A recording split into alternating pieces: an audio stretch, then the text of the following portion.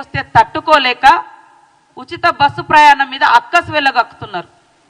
మరి ఈ 7-8 సంవత్సరాల కాలంలో రైతు బంధు పేరుతోటి ఫామ్ హౌజ్లకు లక్షల రూపాయలు దోచుకుంటే ఏ పేదోళ్ళని వచ్చి రోడెక్కిర్రా? మాకేమీ వేయలేదని పాపం అడిగిర్రా? అలాంటి మరి జరగలేదు. కానీ ఒక మహిళ బయటకు వస్తే మాత్రము ఈ రకంగా ఆటో డ్రైవర్లను తీసుకొచ్చి ఉద్యమం అని చెప్తున్నారు. ఉద్యమం కాదు, వాళ్ళని అడ్డం పెట్టి మీ అధికార దాహాన్ని తీర్చుకోవడం కోసం మీరు వేసేటువంటి ఎత్తుగడ. కాబట్టి ఇవాళ టీఆర్ఎస్ పార్టీ 420 పార్టీ 10 సంవత్సరాలు ఇది అది అని తేడా లేకుండా అందిన కాడికంతా దోచుకొని ఆ దోచుకున్నదంతా బయటకు వస్తుంటే ఇవాళ దాన్ని తట్టుకోలేక ఇలాంటి దుష్ప్రచారాలకు ఒడిగడుతున్నారు. కాంగ్రెస్ పార్టీ ఇచ్చిన మాట కట్టుబడి ఉండే పార్టీ అని స్పష్టంగా చెప్తా ఉన్నాం. ఇవాళ వాళ్ళు పెట్టినటువంటి బడ్జెట్లు చూస్తే బడ్జెట్ బారెడు, ఖర్చు చారెడు. మరి వచ్చినటువంటి నిధులను కూడా తమ ఇష్టానుసారంగా తమకు నచ్చిన పథకాల పేరుతోటి కమిషన్లు వచ్చేటువంటి వాటి కోసం లక్షల కోట్లు ఖర్చు పెట్టి ఇవాళ మేము శ్వేతపత్రం రిలీజ్ చేస్తే వాళ్ళట స్వేదపత్రం అట. ఏడ కష్టపడ్డారు? ఎవరి త్యాగాల మీద వచ్చింది ఇది? తెలంగాణ బిడ్డల త్యాగాల మీద వస్తే, ఉద్యమాల మీద వస్తే ఉద్యమకారులను అణిచివేసిన చరిత్ర. ఉద్యమం చేసుకోకుండా ఒక ధర్నా చౌక్ లేకుండా చేసిన 420 మీరు, మేం కాదు. ఇక్కడ కాంగ్రెస్ పాలనలో ప్రజాస్వామ్యము కనబడుతుంది కాబట్టి ప్రజలందరూ స్వేచ్ఛగా ఉన్నారు. అనేక రకాల దుష్ప్రచారాలు చేసి తమ యొక్క వ్యక్తిగత స్వార్థం కోసం కాంగ్రెస్ పార్టీ మీద దుష్ప్రచారం చేస్తూ ఉన్నారు. ఇది మంచిది కాదు. ఇలాంటి దుర్మార్గపు విధానాలను ప్రజలు సహించరు అనే విషయాన్ని గుర్తుపెట్టుకోండి. ప్రజలారా ఆలోచించండి.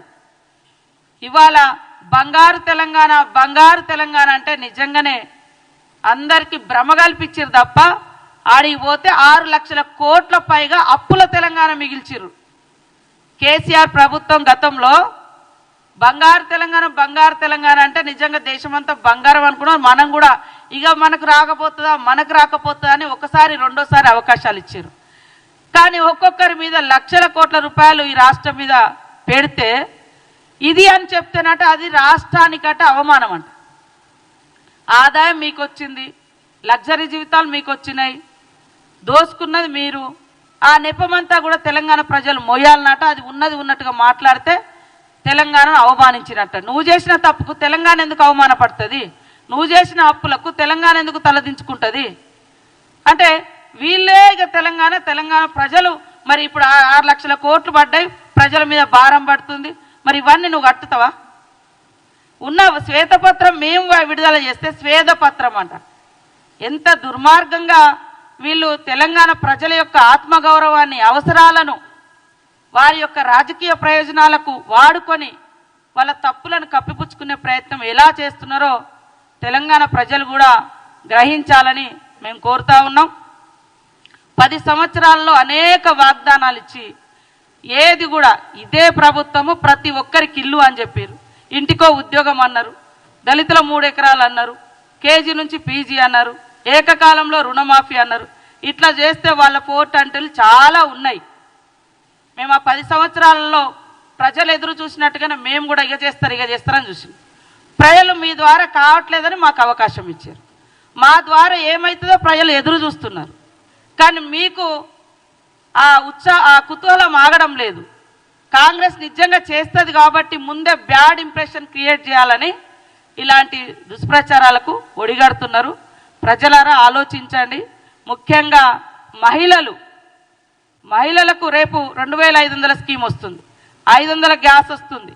ఇవన్నీ వస్తే ఇంకా మాకు ఇక ఎంపీ ఎలక్షన్లో కావచ్చు భవిష్యత్తులో ఉనికే ఉండదని ముందే ఒక తప్పుడు సమాచారాన్ని, తప్పుడు ప్రచారాన్ని ప్రజల్లోకి తీసుకెళ్తున్నారు. ఇలాంటి తప్పుడు ప్రచారం ప్రజలు నమ్మడానికి సిద్ధంగా లేరు. కాబట్టి ఖచ్చితంగా కాంగ్రెస్ పార్టీ ఇచ్చిన ప్రతి మాట నిలబెట్టుకునేటువంటి ప్రయత్నంలో ఒక్కొక్క అడుగు ముందుకేస్తున్నాం. నువ్వు 10 ఏళ్ళైనా అమలు చేయలే, మేము 10 రోజులల్లో ఒక్కొక్కటి చేస్తున్నాం. మీరు ఆన్లైన్ సెంటర్ల పేరుతోటి మరి మీ సేవల కాడ జిరాక్సుల కాడ రోజుల తరబడి నిలబడితే ఇల్లులు గతిలేవు. 6 లక్షలతో ఇల్లు అని చెప్పి 3 లక్షలకు తగ్గించిన ఘనత మీది. 10 ఏళ్ల కింద 6 లక్షలు అన్నావు, 10 ఏళ్ల తర్వాత సిమెంటు స్టీలు అన్ని రేట్లు పెరిగినాయి, కట్టుబడి రేటు పెరిగినాయి, 3 లక్షలకు తగ్గించింది మీరు. ఇట్లాంటి చెప్పుకుంటూ పోతే అనేక మీది ఉంది. కాబట్టి ఎవరు కూడా నమ్మడానికి సిద్ధంగా లేరు. ఖచ్చితంగా 420 ఏదైనా ఉంది అంటే ఈ దేశంలో KCR party, BRS party, BRS నాయకులు, కాంగ్రెస్ కాదు. కాబట్టి ప్రజలందరూ గమనించాలని కోరుతూ ఈ దుష్ప్రచారాన్ని ఎక్కడికక్కడ ఎండగట్టాలి. టీఆర్ఎస్ పార్టీకి మేము ఒకటే సూటి ప్రశ్న వేస్తున్నాం. ఇప్పుడు ఇందాక శ్రీధర్ బాబు గారు అడిగినట్టుగా మహిళలకు ఫ్రీ బస్సు వద్దా, మహిళలకు 2500 వద్దా, ఇంట్లో 500 గ్యాస్ సిలిండర్ ఇవ్వద్దా? మరి మా హామీలు అమలు కాని హామీలు అని అన్నారు. మేము 15,000 రైతు బంధు అంటే మీరు 16,000 అన్నారు. మేము 2,500 మహిళల కంటే మీరు 3,000 అన్నారు. మేము 4,000 పింఛన్ అంటే మీరు 5,000 అన్నారు.